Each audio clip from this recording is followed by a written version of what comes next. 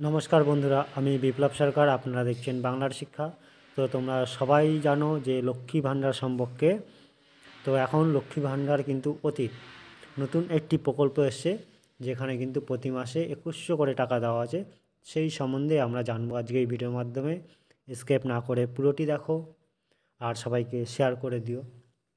পশ্চিমবঙ্গের মহিলাদের আর্থিক সহায়তা প্রদানের উদ্দেশ্যে মাননীয় মুখ্যমন্ত্রীর উদ্যোগে 2021 সালের ফেব্রুয়ারি মাসে চালু করা হয়েছে লক্ষ্মীর ভাণ্ডার প্রকল্প।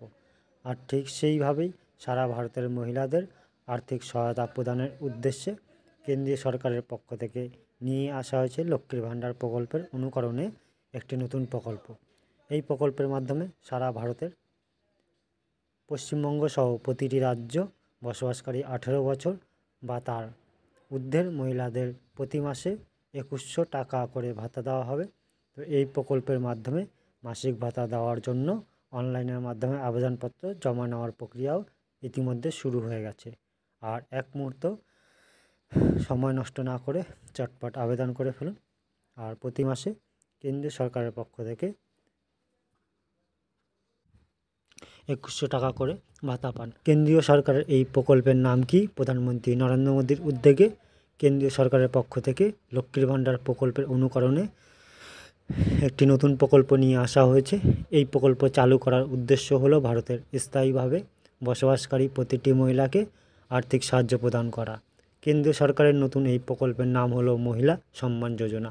লক্ষ্মীর ভাণ্ডার প্রকল্পের আওতায় যেমন পশ্চিমবঙ্গের মহিলাদের 1000 ও 1200 টাকা করে ভাতা দেওয়া হয়, সেই রকমই মহিলা সম্মান যোজনা প্রকল্পে আওতায় প্রতি মাসে মহিলাদের 2100 টাকা করে ভাতা দেওয়া হয়।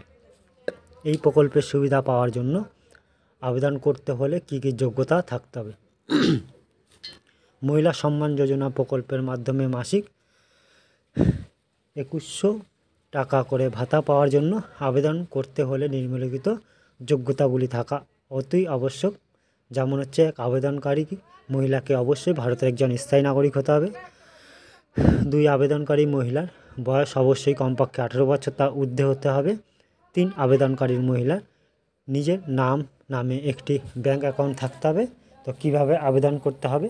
মহিলা সম্মান যোজনা প্রকল্পের মাধ্যমে মাসিক ভাতা পাওয়ার জন্য অনলাইনের মাধ্যমে আবেদন করতে হবে।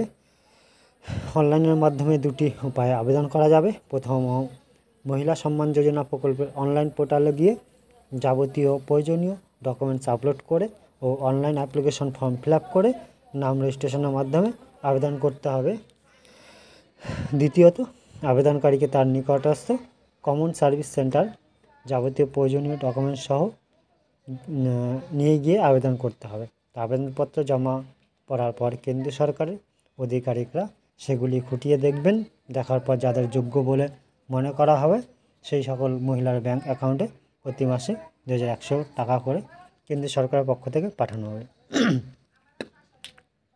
এই প্রকল্প চালু করার উদ্দেশ্য কি? কেন্দ্র সরকারের পক্ষ থেকে আমাদের দেশের প্রতিটি রাজ্যের মধ্যবিত্ত ও নিম্নবিত্ত পরিবারের মহিলাদের আর্থিক সহায়তা প্রদানের উদ্দেশ্যে এই মহিলা সম্মান যোজনা প্রকল্পটি চালু করা হয়েছে। তবে এখনও পর্যন্ত সারা দেশে এই প্রকল্পটি চালু হয়নি। আপাতত দিল্লিতে এই প্রকল্পের সূচনা করেছে কেন্দ্র সরকার। তবে 2026-এর বিধানসভা ভোটের আগে পশ্চিমবঙ্গ সহ ভারতের বাকি অন্যান্য রাজ্যগুলিতে এই প্রকল্প শুরু হয়ে যাবে বলে কেন্দ্রীয় সরকারের পক্ষ থেকে আভাস মিলেছে। এই ছিল ভিডিওটি। ভালো লাগলে একটা লাইক এবং সাবস্ক্রাইব করে দিও আর সবাইকে শেয়ার করে জানিয়ে দিও। Thank you.